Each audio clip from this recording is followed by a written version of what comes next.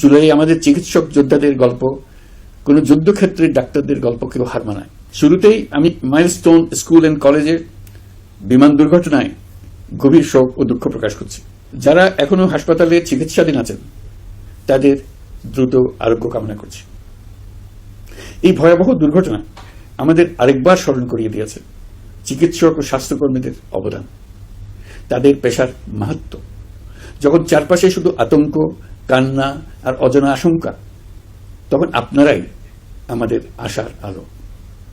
এই কঠিন সময়ে যারা ক্লান্তি ভুলে আহতদের সেবা দিয়ে যাচ্ছেন, আমি জাতির পক্ষ থেকে আপনাদের কৃতজ্ঞতা জানাচ্ছি। প্রিয় চিকিৎসকবৃন্দ, যুদ্ধের সময়ও আক্রান্ত ও আহতদের চিকিৎসা বন্ধ করা যায় না, এটা আন্তর্জাতিক আইনে স্বীকৃত।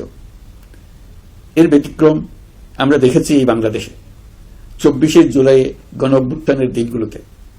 ফ্যাসিস্ট সরকার শুধু এদেশের ছাত্র শ্রমিক জনতার বুকে গুলি চালিয়ে থেমে থাকেনি, তারা সর্বোচ্চ চেষ্টা করেছে যেন কেউ হাসপাতালে চিকিৎসা না পায়। জুলাই আমাদের চিকিৎসক যোদ্ধাদের গল্প, কোন যুদ্ধক্ষেত্রের ডাক্তারদের গল্প কেউ হার মানায়।